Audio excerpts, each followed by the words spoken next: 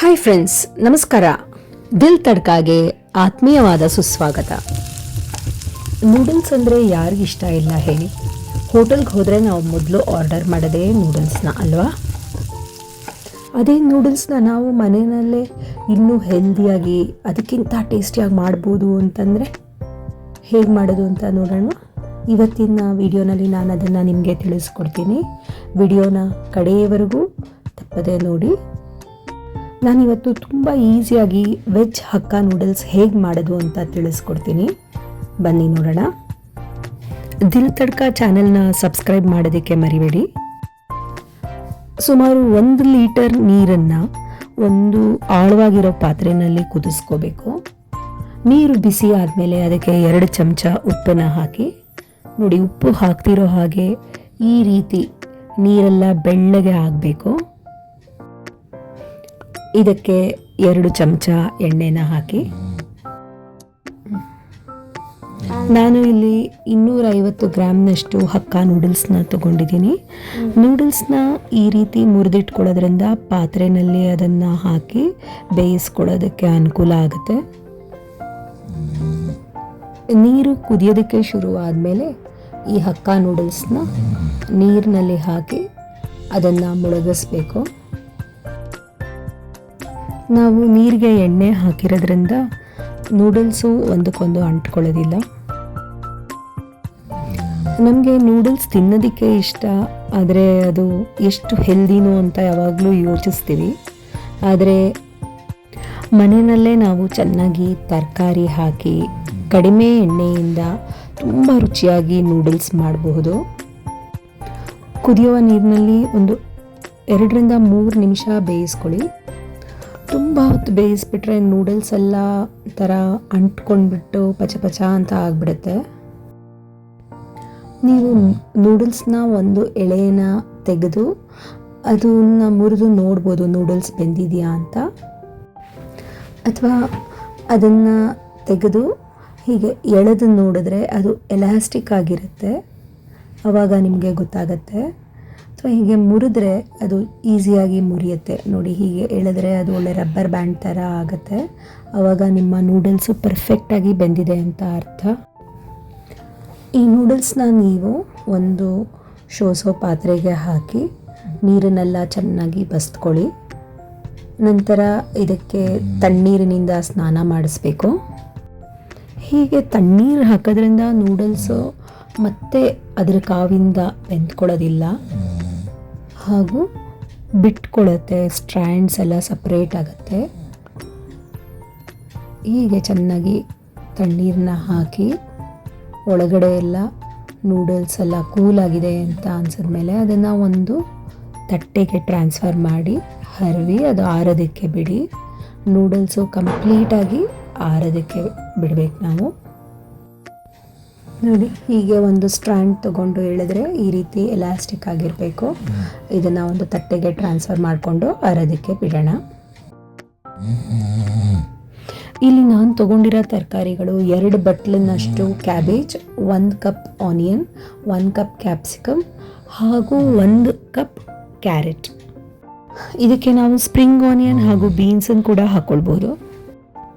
ಮೊದಲಿಗೆ ನಾವು ಅರ್ಧದಷ್ಟು ಕ್ಯಾಬೇಜ್ನ ಇನ್ನೊಂದು ಬಟ್ಲಲ್ಲಿ ತೆಗೆದಿಟ್ಕೊಳ್ಳೋಣ.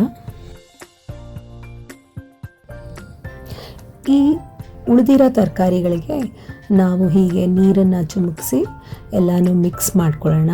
ತರಕಾರಿ ಮಾಯಿಸ್ಟ್ ಆಗಿದ್ದರೆ ಅದು ಚೆನ್ನಾಗಿ ಸ್ಟರ್ ಫ್ರೈ ಆಗುತ್ತೆ. ಆ ಕಾರಣಕ್ಕೆ ನಾವು ನೀರನ್ನು ಈ ರೀತಿ ಚಿಮುಕಿಸಿ ತರಕಾರಿಗಳನ್ನೆಲ್ಲ ಚೆನ್ನಾಗಿ ಮಿಕ್ಸ್ ಮಾಡ್ಕೊಳ್ಳೋಣ.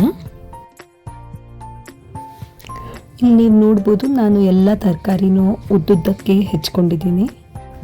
ಮಕ್ಕಳು ತರಕಾರಿ ತಿನ್ನೋದಕ್ಕೆ ಗಲಾಟೆ ಮಾಡ್ತಾರೆ ಅಂತಂದರೆ ನೀವು ಈ ತರಕಾರಿನ ಸಣ್ಣದಾಗೂ ಹೆಚ್ಕೊಳ್ಬಹುದು. ಒಂದು ಆಳವಾಗಿರೋ ಬಾಣಲೆನ ಬಿಸಿ ಮಾಡ್ಕೊಳ್ಬೇಕು. ಬಾಣಲೆ ಚೆನ್ನಾಗಿ ಬಿಸಿ ಆದಮೇಲೆ ಅದಕ್ಕೆ 3 ದೊಡ್ಡ ಚಮಚದಷ್ಟು ಎಣ್ಣೆನ ಹಾಕ್ಕೊಳ್ಳಿ.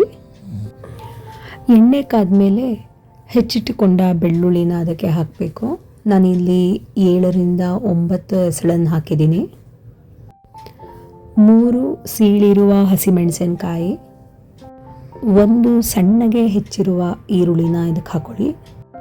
ಆಮೇಲೆ ನಾವು ಸಪ್ರೇಟಾಗಿ ತೆಗೆದಿಟ್ಕೊಂಡಿರುವ ಕ್ಯಾಬೇಜನ್ನು ಇದಕ್ಕೆ ಹಾಕಿ ಚೆನ್ನಾಗಿ ಈ ರೀತಿ ಅದು ಹೊಂದ್ಕೊಳ್ಳೋ ಹಾಗೆ ಬಾಡಿಸ್ಕೊಳ್ಳೋಣ.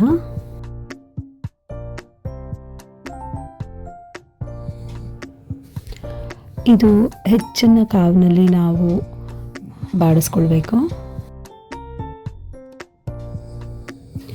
1 ಚಮಚ ಗ್ರೀನ್ ಚಿಲ್ಲಿ ಸಾಸ್, 2 ಚಮಚದಷ್ಟು ಸೋಯಾ ಸಾಸ್ ಹಾಕಿ ಚೆನ್ನಾಗಿ ಮಿಕ್ಸ್ ಮಾಡ್ಕೊಳ್ಳಿ. ನಾವು ಮೊದಲೇ 1 ಈರುಳ್ಳಿ ಹಾಗೂ ಅರ್ಧದಷ್ಟು ಕ್ಯಾಬೇಜ್ ಹಾಕಿರುವ ಕಾರಣ ಇದು ಚೆನ್ನಾಗಿ ಹೊಂದ್ಕೊಳ್ಳೋದಕ್ಕೆ ಹೆಲ್ಪ್ ಆಗುತ್ತೆ. ಹಾಗೂ ನಾವು ಹಾಕೋ ಸಾಸ್ ಎಲ್ಲ ಚೆನ್ನಾಗಿ ರೋಸ್ಟ್ ಆಗುತ್ತೆ. ಇದಕ್ಕೆ 1 ಚಮಚದಷ್ಟು ಅಚ್ಚಮೆಣಸಿನ ಪುಡಿ ಹಾಗೂ 1 ಚಮಚ ಆಮ್ಚೂರ್ ಪೌಡರ್, 1/4 ಚಮಚ ಅರಿಶಿಣದ ಪುಡಿ ಹಾಕೋದ್ರಿಂದ ಇದಕ್ಕೆ ಒಳ್ಳೆ ಕಲರ್ ಬರುತ್ತೆ. 1 ಚಮಚ ರೆಡ್ ಚಿಲ್ಲಿ ಸಾಸ್. ನಿಮಗೆ ಖಾರ ಬೇಕು ಅಂತಂದರೆ ನೀವು 2 ಚಮಚ ಚಿಲ್ಲಿ ಸಾಸ್ಗಳನ್ನು ಹಾಕ್ಕೊಳ್ಬೋದು. ನಾವು ಈ ರೀತಿ ಹಾಕಿರೋ ಸಾಸ್ ಎಲ್ಲ ಚೆನ್ನಾಗಿ ರೋಸ್ಟ್ ಆದಮೇಲೆ ಅದಕ್ಕೆ ಹೆಚ್ಚಿರುವ ತರಕಾರಿಗಳನ್ನೆಲ್ಲ ಹಾಕ್ಕೊಳ್ಳೋಣ.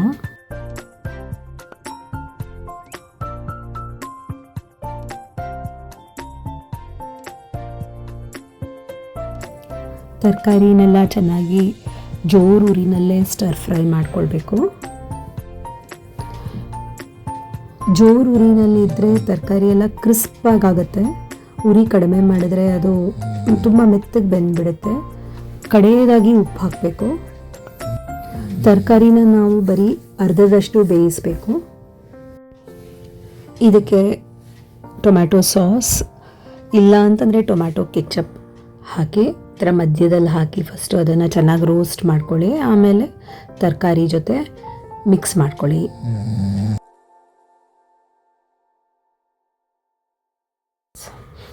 ಕಡೆಯದಾಗಿ ಇದಕ್ಕೆ 1 ಚಮಚ ವಿನೆಗರ್ ಹಾಕ್ಕೊಳ್ಳೋಣ.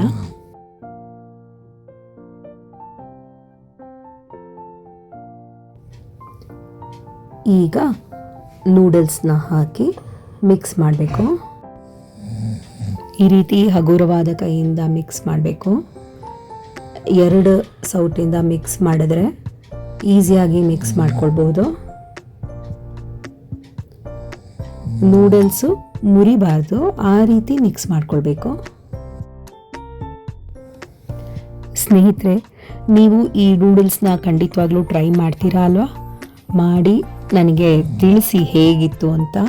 ನಿಮ್ಮ ಕಮೆಂಟ್ಸು ನನಗೆ ತುಂಬ ಅತ್ಯಮೂಲ್ಯವಾಗಿರುತ್ತೆ. ಅದರಿಂದ ನನಗೆ ಇನ್ನೂ ಹೊಸ ರೆಸಿಪೀಸ್ ಮಾಡಬೇಕು ಅಂತ ಒಂದು ಎನ್ಕರೇಜ್ಮೆಂಟ್ ಸಿಗುತ್ತೆ. ದಯವಿಟ್ಟು ಕಮೆಂಟ್ ಮಾಡಿ ತಿಳಿಸಿ. ಹಾಗೂ ನನ್ನ ಚಾನೆಲ್ಗೆ ಸಬ್ಸ್ಕ್ರೈಬ್ ಮಾಡಿ. ಈ ರೀತಿ ನೂಡಲ್ಸ್ನ ಸಾಸ್ ಜೊತೆ ತಿಂದರೆ ಎಷ್ಟು ಮಜಾ ಬರುತ್ತೆ ಅಲ್ವಾ? ಇನ್ಮೇಲೆ ನಾವು ನೂಡಲ್ಸ್ ಬೇಕು ಅಂತಂದಾಗ ಹೋಟೆಲ್ಗೆ ಹೋಗದೆ ಮನೆಯಲ್ಲೇ ನಾವು ಹೋಟೆಲ್ಗಿಂತ ಟೇಸ್ಟಿಯಾಗಿರೋ ನೂಡಲ್ಸ್ನ ಮಾಡಿಕೊಂಡು ತಿನ್ಬೋದು. ನನ್ನ ಈ ದಿಲ್ ತಡ್ಕಾ ಚಾನೆಲ್ನ ನೋಡಿ ಲೈಕ್, ಶೇರ್ ಹಾಗೂ ಸಬ್ಸ್ಕ್ರೈಬ್ ಮಾಡೋದಕ್ಕೆ ಮರಿಬೇಡಿ. Thank you for watching this video. Thank you friends.